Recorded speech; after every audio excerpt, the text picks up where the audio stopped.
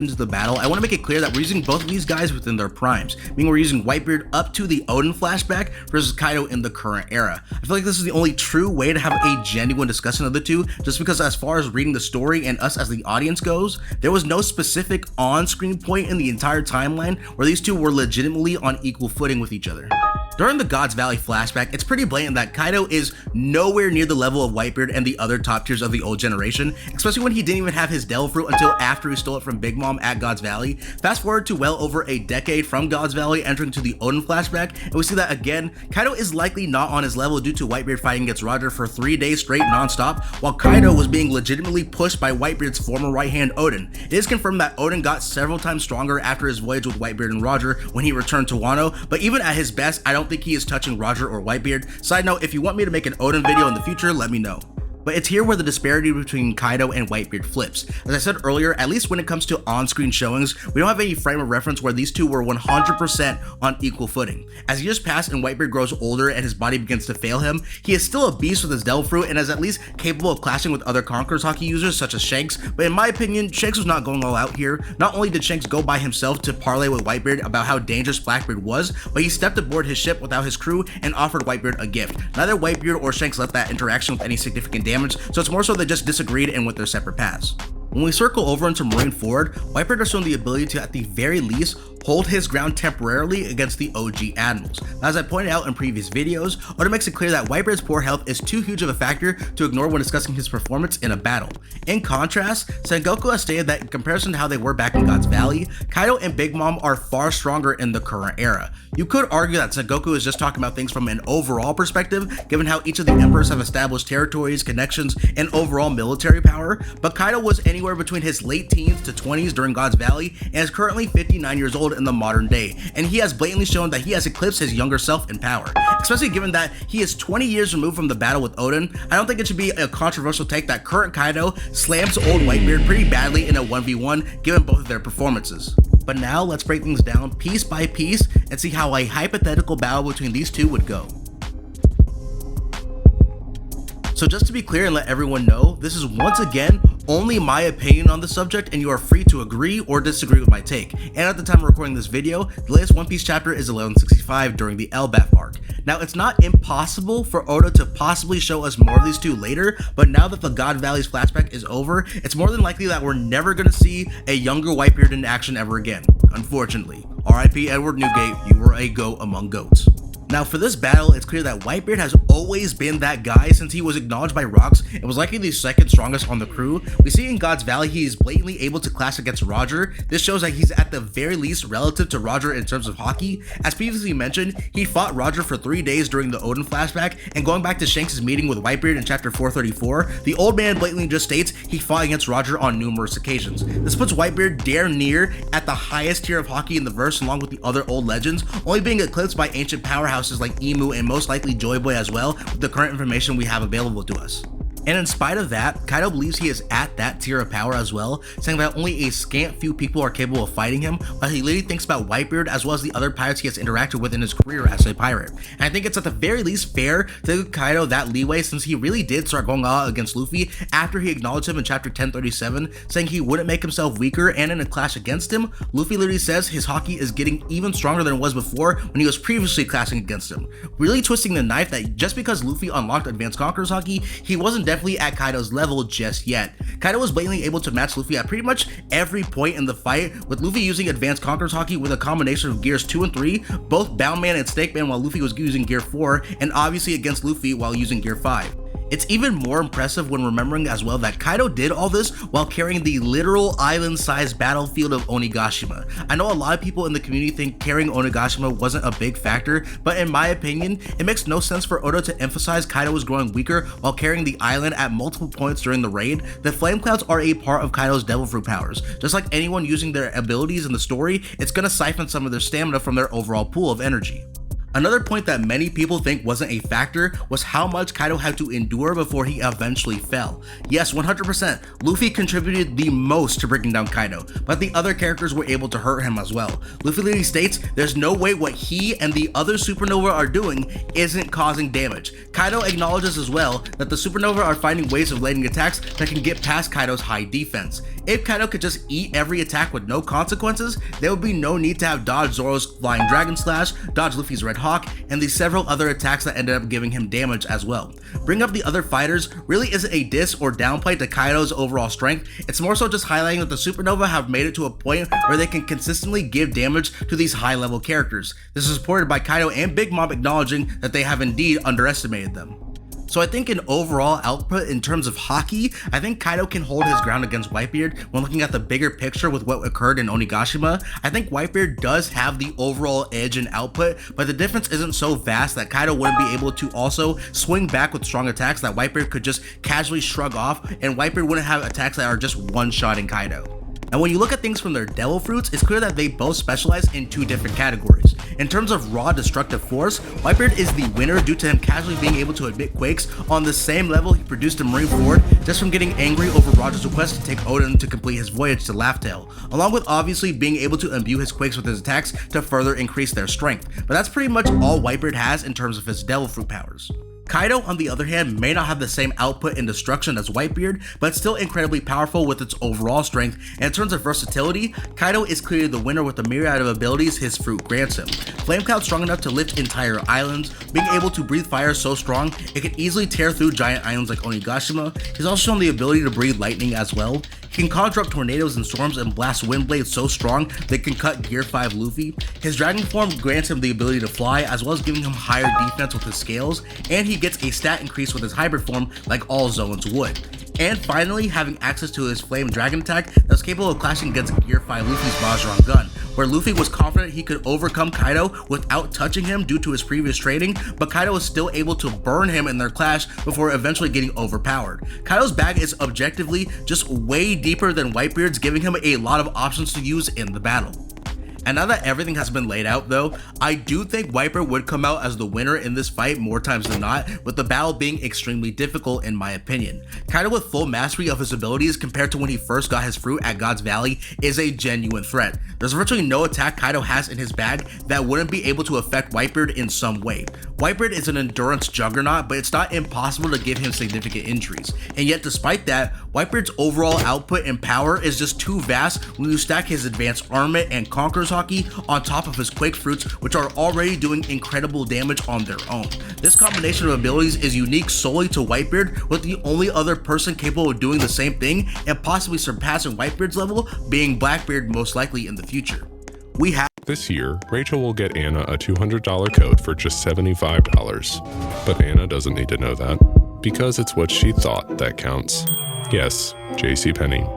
Higher price reflects comparable national brand. See store or jcp.com for details. I've seen Whitebeard being able to clash with elemental attacks before, so even if Kaido uses his own combination of advanced armament and Conqueror's Haki on top of his Flame Dragon attack like he did with Luffy, he most definitely would be able to clash against Whitebeard, but it's pretty hard to justify at this point in time if he'd be capable of overcoming Whitebeard's combination of abilities in a clash. Also, on a more consistent basis, we have seen Whitebeard clash with higher level fighters, with one of his best feats being able to clash against Demon Rocks. Now, to be clear though, Demon Rocks did get past Whitebeard, but Whitebeard walked away without any significant damage, and at least for now, Demon Rocks in a 1v1 is getting past anyone in the story who isn't Emu or Joy Boy from my perspective. And again, it was just a clash, not a full drawn out battle like Roger and Garp had to do against him. However, even though I believe Kaido is more than likely losing this extreme diff fight, but to play devil's advocate, the only way I can see Kaido winning is due to a technicality of the story itself, and that's due to Future Sight. On paper at least, Whitebeard has never shown the ability to use Future Sight. Now before someone starts writing a giant paragraph in the comment section, just hear me out. I'm going to be very clear so no one can misinterpret my words. I, Polar Stone, believe Whitebeard, as well as many of the old legends, have Future Sight. In my opinion, it makes no sense to me why he would fight against Roger multiple times, displaying the other two forms of advanced Haki, but not having access to the third. But if you do personally believe Kaido walks away the winner, then this is one of the strongest points you can make to justify him as the victor, since at the very least in terms of canon material, Whitebeard has never shown the ability. You could make inferences and assumptions about him having it, yes, but he has never had a moment of blatant usage of the ability, such as with Luffy and Katakuri, Shanks, Gabon, and obviously Kaido himself. Kaido's access to Future Sight can justify him landing way more shots on Whitebeard than the other way around, leading to a hard-fought victory. Like I said, based off this technicality, you could argue for Kaido, but consistently speaking, I have Whitebeard as the winner. As long as we can agree though that this fight is extremely difficult for both sides, I don't particularly care. Both of these guys are powerhouses and I don't think that they are ragdolling the other blatantly. But that's my 2 cents on the topic. Like I said before, you can agree or disagree for any number of reasons. This is just my opinion. Thank you again for watching the video. As I said before, if you like what you see, then consider subscribing for more matchups in the future. Honestly, after God's Valley, I'm feeling really inspired for discussing many matchups and discussions, so please stay tuned as I steadily roll them out. I hope you all have a great day and please stay safe.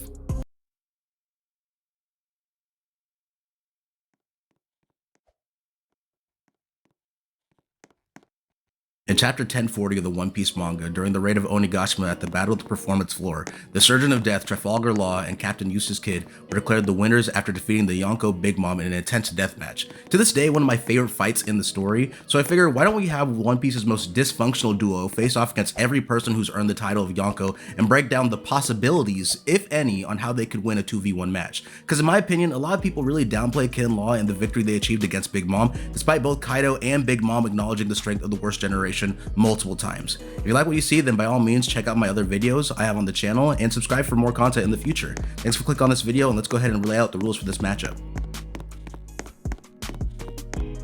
The rules for this matchup are very simple and I don't think there should be any disagreements with what I've laid out. Rule number 1 is that I am not stating anything to be fact with my breakdowns. I'm taking the canon feats Kid and Law have displayed and exploring the possibilities of how they can defeat the other Yonko. Rule 2, we are using Kid and Law during the Egghead arc since that's the latest version of them at the time of reporting and both have shown signs of growth since the end of Wano. Rule 3, both Kid and Law are 100% fresh. I say this only because people forget that neither were fresh entering the fight against Big Mom, who herself basically received 0 damage during Roof Piece. Majority of attacks the supernovas used on the roof were targeted at Kaido or Big Mom's homies. Big Mom herself was hit once by Law's counter shock, completely unaffected by Kid's punk pistols, as well as unaffected by Law using tack to push her off the roof. Not to mention, at no points will Kid be affected by Hawkins' powers, and as a result, Law won't need to hard carry Kid mid-battle because of it. Rule 4, the latest chapter at the time of recording this video is chapter 1143. We are using the canon forms of each Yonko's appearance in the story and how they canonically fight. It's entirely possible for a few people mentioned to show more strength as the story continues, but for now, these are the metrics we're going with. Like I said, pretty simple, so let's now transition to Law and Kid's first opponent. First on the list is Old Whitebeard, and before anyone says it, yes, obviously, Whitebeard in his prime folds Kid and Law badly, but Whitebeard in his prime wasn't a Yonko. As far as we know, the Yonko system was established at an unconfirmed period after Roger's death. We don't ever see Whitebeard operate between the Odin flashback and his time as an old man, so yes, Whitebeard at Marineford is what we're using for the battle. And honestly, I think Kid and Law are catching an easy win here. That's not to say that Whitebeard is just some pushover, but his condition at Marineford is extremely bad and that's not debatable whatsoever. After Whitebeard is stabbed by Sword, Marco himself states that regardless of how sick Whitebeard was, he should have been able to dodge that strike. Keep in mind, Sword isn't even one of Whitebeard's top commanders like Marco, Vista, and Jozu. It's just a fact he was in bad condition. And although he did have encounters with all the admirals at Marineford, he needed Jozu's help against Aokiji right before he was going to land a strike. He was visibly struggling against Akainu and suffered a heart attack mid-battle, and Kizaru just flat out bullied him.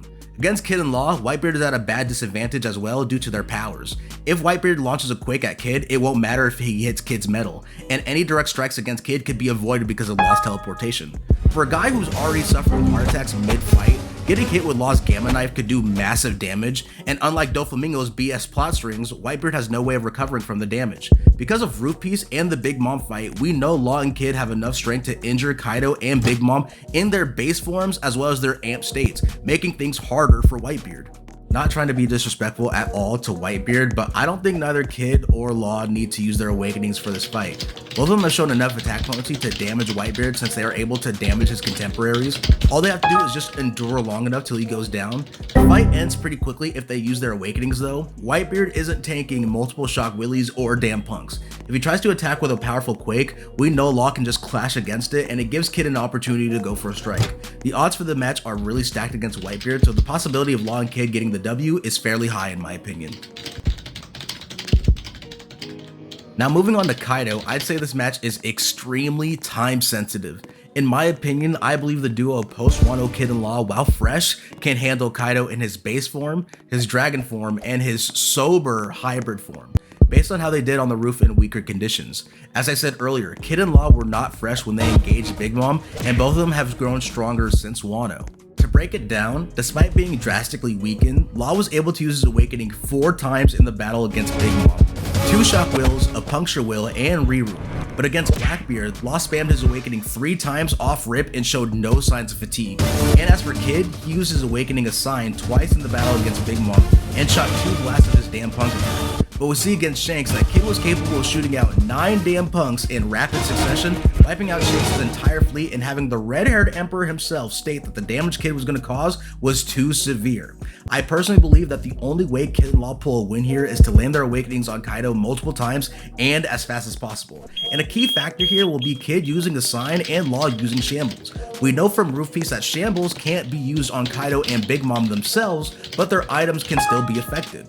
It's going to be extremely crucial that Kid uses Assign on Kaido. Holding him down would be a bonus, but the main objective here would be getting rid of Kaido's club. Because when against Big Mom, Kid turning her into a magnet with Assign caused her blade Napoleon to become stuck to her.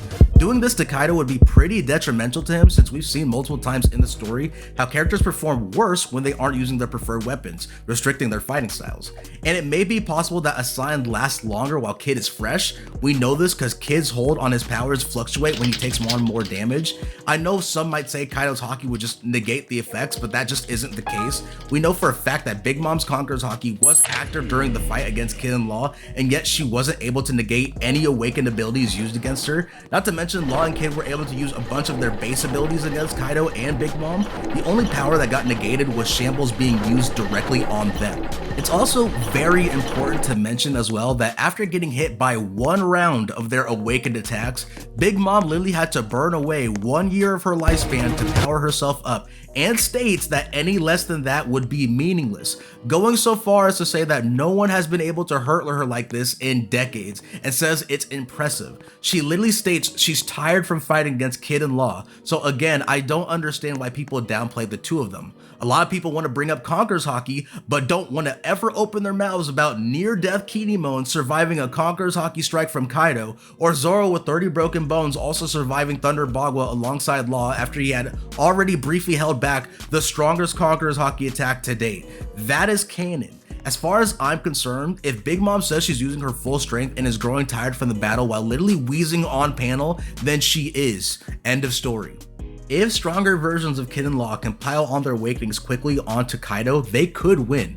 No one in the verse is taking 9 damn punks and multiple shock wills while restrained, outside of the Gurusei and their healing factors. However, as I said, this battle is extremely time sensitive because if Kaido is able to drink from his gourd and become drunk, the fight is over. It's flat out stated Kaido grows stronger after getting drunk, and all his drunk modes give him serious firepower and versatility. Kaido would have reached a level that Kid and Law won't be able to contend with, in my opinion. The only counter to prevent this from happening is Law shambling away the gourd before Kaido can drink from it. We know objects not imbued with their Haki can be shambled away, so this is indeed possible. Again, I'm not stating anything to be fact, we are just exploring the possibility of how they could possibly win. No matter what though, this is going to be extremely difficult, whoever you think wins. Now against everyone's favorite rubber MC, it truly depends on how seriously Luffy takes this fight.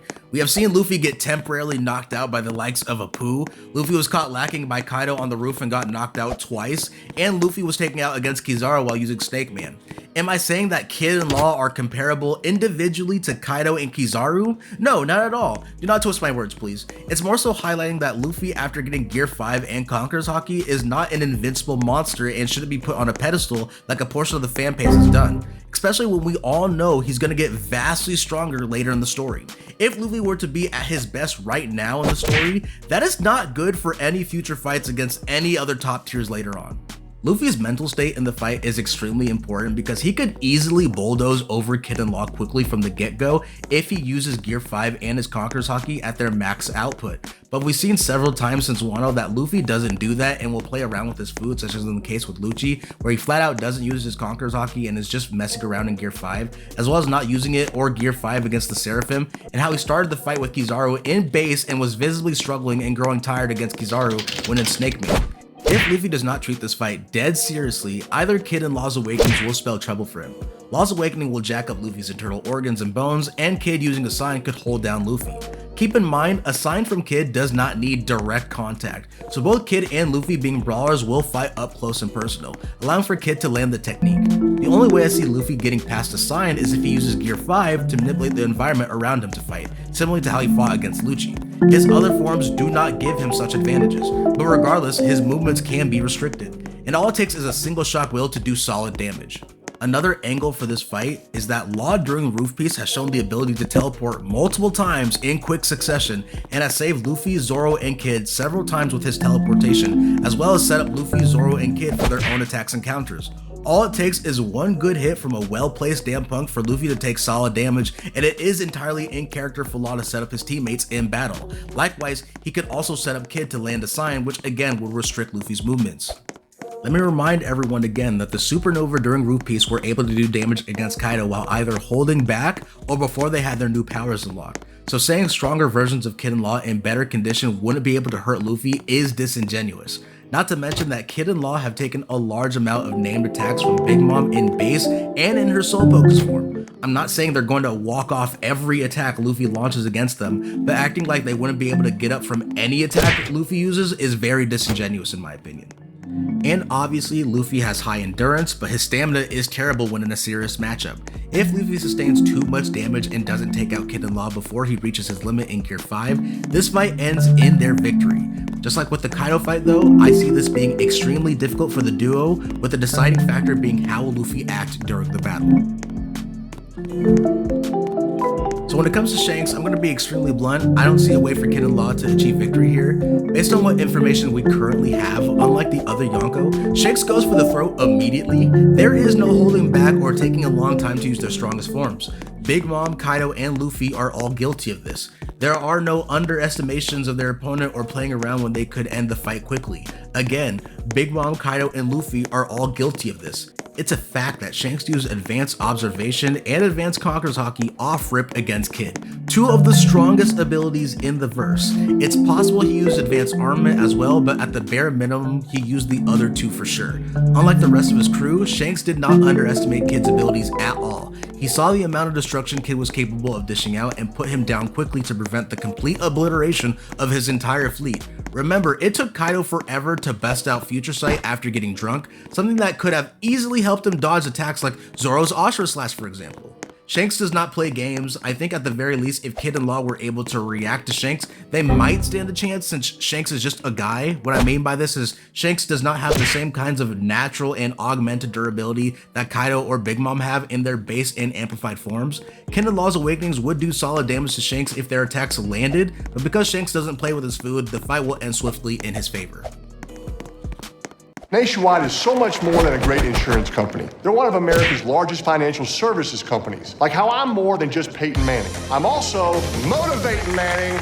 When I say insurance, you say financial services. Insurance. Financial services. Insurance. Financial services. Now when I say Nationwide, you say is both. Nationwide. Is both. Nationwide. Is both. For your insurance and financial needs, Nationwide is on your side. Nationwide Investment Services Corporation, member FINRA, Columbus, Ohio. Just to clarify again, we are using the Blackbeard we know about currently in the story, which is Blackbeard fighting against Law during Egghead. As I mentioned in Rule 4, it's entirely possible for Blackbeard to grow stronger later in the story, so I don't want to hear any talks about me downplaying Teach.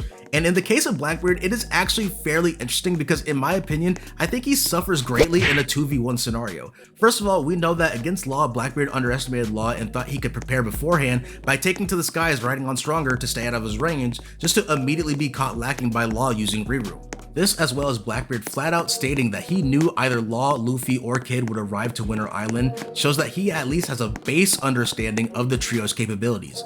Blackbeard not anticipating Law's Reroom or Shock Will tells us off rip that he has no idea about the capabilities of Luffy's Gear 5 or Kid's Assign and Damn Punk.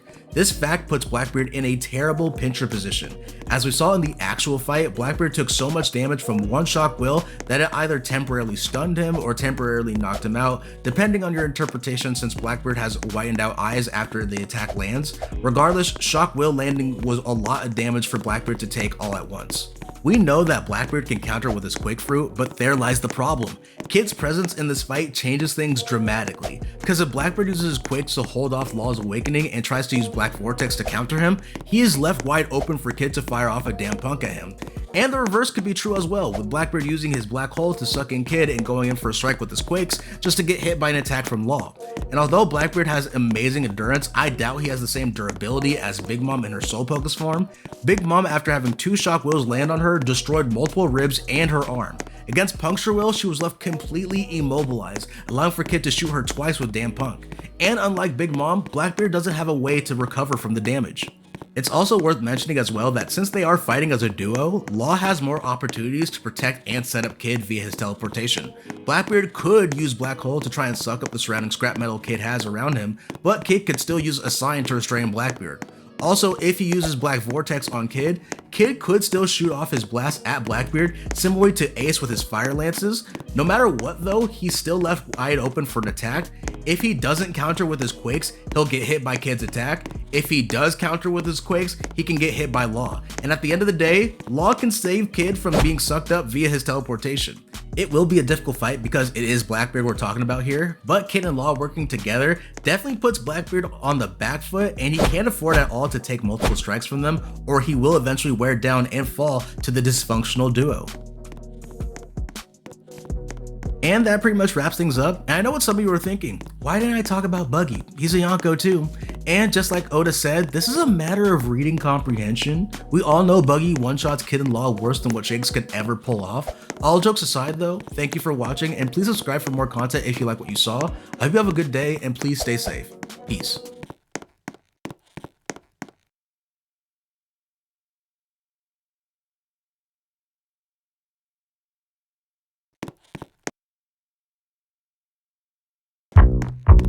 The delicious taste of crisp fall apples in juice form.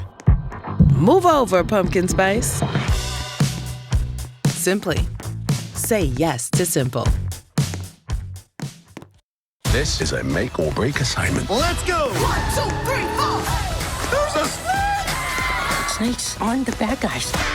Hops and Wiles, Disney Zootopia 2. I'm Gary the Snake. And your last name? The Snake. Rated PG. Tickets available now. In chapter 551 of the One Piece manga, as the news of Ace being Roger's biological son echoes throughout the entire world, within just a few moments afterwards, the entirety of the Whitebeard pirates pull up to Marineford seeking to save their captured family, even if it means throwing down with the forces of the Marines at their own headquarters. Marineford is without question one of the best arcs in the story, but due to recent events shown in the Gods Valley flashback, I've come to the honest conclusion that the Whitebeard pirates truly never stood a chance if you really sit down and think about all the canon material we have to work with between now and the final saga and back then. I'm going to break things down in detail why in an isolated clash of the two forces, the Whitebeard pirates were never going to leave that island. If you like what you see, then consider checking out the other videos I have on the channel and subscribe for more in the future. Now let's go ahead and lay out the rules for this matchup.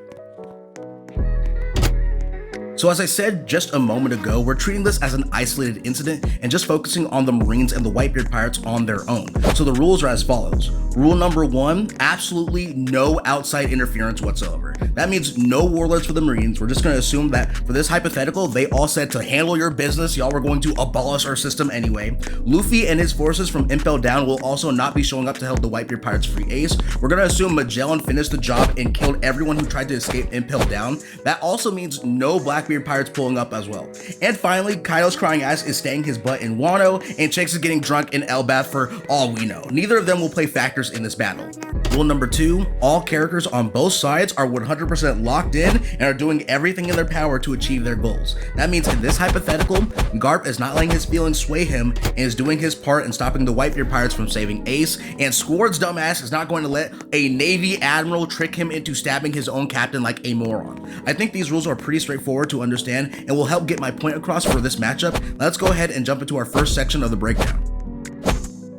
I know. A lot of y'all do not like the Marines for various reasons, and I can definitely understand where y'all are coming from on certain topics, but liking them or not isn't what we're here for. It's 2025. Some of y'all need to accept the fact that the Marines were holding back. I'm not talking about the lower ranked and weaker ones. I'm talking about the actual top tiers, the OG Admirals and Garp and Sengoku. Again, this isn't about liking them. You cannot look me in the eyes and tell me with a straight face after reading Egghead that Kizaru was going all out on Marineford. My jaw hit the floor seeing this man whip out clones for the first time. Like, what do you mean? Like, where was this during the war? And also, when it comes to speed, Kizaru's ceiling is absurd considering he effortlessly dog-walked Snake Man Luffy. Someone so fast, Hybrid Kaido needs to use Future Sight just to counter the attacks landing on him. Kizaru the entire war barely did anything if we're being honest. All he did was just shoot at people and troll Whitebeard when he engaged him in battle. He didn't even bother using his lightsaber the entire war. When we look over at Aokiji and Garp, it's even crazier because of what we witnessed during their battle at Hachidosu. First off,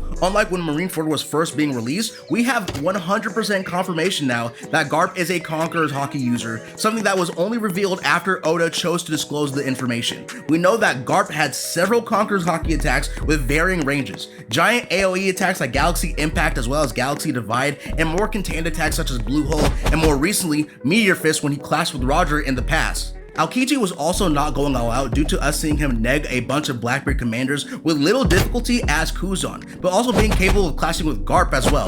Let me be very clear that the next part I'm going to say about Aokiji is not officially confirmed and is 100% speculative, so please do not misinterpret my words. But in my opinion, due to the recent chapter of 1161, I think it's a pretty strong possibility that Aokiji is a Conqueror's Haki user as well. Like, I'm sorry, but I feel like we're splitting hairs here if you accept that the clash and explosion between Roger and Whitebeard at God's Valley is a Conqueror's clash, but the clash between Garp and Kuzan at Hachinosu, which looks the exact same, is just armament hockey. There isn't a single clash of armament hockey in the story that looks like these two clashes at the time of recording. Also, this is just Conqueror's Haki from Whitebeard because when he infuses his quakes into his attacks, there's a clear bubble surrounding the blade of his staff, which is not seen during the clash with Roger. Like I said, not 100% confirmed, but come on, like some people were saying the exact same thing about Garp before it was revealed that he was a Conqueror. Regardless, at best, Kuzan is a Conqueror, and at worst, he has armament hockey strong enough to clash against Garp's Conqueror's Haki. Garp's Viva card states he was moving with no hesitation against Kuzan and literally lectures Kuzan about wavering and being soft in their battle. I have no reason to believe that Garp, the first hero of the Marines, would hold back on Kuzan while he's doing everything he can to protect the future of the Marines. For the sake of the discussion, we're going with the latter and assuming Aokiji isn't a Conqueror, but I hope you see where I'm coming from. And vice versa goes to the Fleet Admiral and future Fleet Admiral Sengoku and Akainu. For Akainu, I think it's pretty obvious and well accepted that he is slightly stronger than Aokiji, seeing it took him 10 days of non-stop fighting to successfully defeat his opponent, and if Kuzan gets revealed as a Conqueror, then you bet your ass Akainu is too. But again, for the sake of the breakdown, we're assuming he is not, but 100% has relative haki to Aokiji. In my opinion, it just makes no sense to me why the people who are candidates to become Fleet Admirals wouldn't have the strong wills of Conquerors. Also, we must look at the fact that Akainu twice mentioned how he was concerned about Whitebeard tearing apart Marineford during their battle. That is canon whether you like it or not. If you're cool with Whitebeard, Big Mom, and a young Kaido at God's Valley saying they only ran from Garp because fighting him would take forever and they're running out of time, then you'll accept that Akainu is trying to limit the destruction at Marineford as much as he can. And when it comes to Sengoku, not only was he revealed to be a Conqueror over a decade before Garp, but for the entirety of his screen time, he is literally always portrayed as relative to Garp. Roger post God's Valley stating that the Navy should send either Garp or Sengoku after him should be the nail in the coffin. If you think Sengoku is just a pre-time skip Luffy rival because he didn't one-shot him, I genuinely do not care. Also, just like Akainu, Sengoku also states his concerns about Blackbeard attempting to sink Marineford after he slammed him and his crew with one of his shockwaves. I doubt he was using the full extent of his strength when the island was already in tatters at this point, post Whitebeard's enraged Quake Fist against Akainu and post Blackbeard's initial attack after regaining the Quake Fruit. Now that we laid out the canon material we have about the top tier Marines and have a better understanding of their strength compared to the information we had during Marineford's release, let's switch things over to the Whitebeard Pirates. Working across teams is tough, but Asana helps you handle it. That's because Asana is where humans and AI coordinate work together. AI can spot roadblocks and assign work in a snap, so everything and everyone stays on track. That's how work gets handled. That's Asana. Visit us at asana.com. That's ASANA.com. Now, when we look at this battle, I need y'all to understand just how outgunned the Whitebeard pirates are. All we have to do is look at their best fighters, and it's genuinely slim pickings. Like, not even trying to downplay them, let's look at the facts. Whitebeard is quite literally dying. Bro took himself off light support before they entered Marineford. Yeah, in this scenario, Squord wasn't dumb enough to stab his own captain, but two things. One is that Squord sucks, and given the sheer amount of damage Whitebeard sustained before dying, him getting stabbed one less time by his dumbass of a son is not gonna really change much. And two is that Marco himself states that regardless of if he was caught off guard or not, Whitebeard should have been able to dodge the strike, highlighting how bad his health really was. Like the dude was literally having a heart attack and coughing up blood mid-battle. He is in terrible condition. His strongest soldiers are Marco, Jozu, and Vista. Now, Marco is solid. Without a doubt, he is low-key the MVP of the Whitebeard Pirates during Marineford with the amount of support he was doing for the entire battle, but he's not a top tier. Marco has amazing defense, but his offense doesn't cut it when actual top tiers are involved. He did 0 damage to Kizaru, he kicked Aokiji away from Luffy, but that barely did anything to him. At best, Marco going full throttle with his regeneration and flames is able to temporarily hold off a pissed off Akainu, but all he could do was slow him down. Marco has no stopping power. Next is Jozu, and yeah, it's cool that you blocked a nameless slash for Mihawk that was literally thrown out just to test the waters. Let's be so serious, everyone. In the manga that is One Piece, we all know there's a giant difference between named and unnamed attacks. Zoro on multiple occasions has thrown out nameless slashes as well. And also with Jozu, the only solid strike he got on Aokiji was sneaking him while Aokiji was fully engaged with Whitebeard. He ended up getting bodied afterwards, not to mention that his strikes aren't even all that if he couldn't knock out pre-time skip Crocodile. Bro got humiliated by Dofi, literally couldn't break out of his strings while Dofi and Croc had a whole conversation with each other while Dofi was using him as a chair. Jozu is kind of booty, like what more can I really say?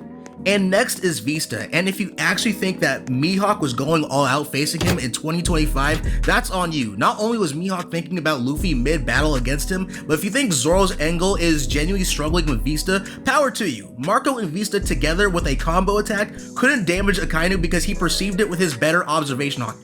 That's it. That's all Vista has to his name. It's that bad. So now let's start dissecting the battle at Marineford in this isolated scenario.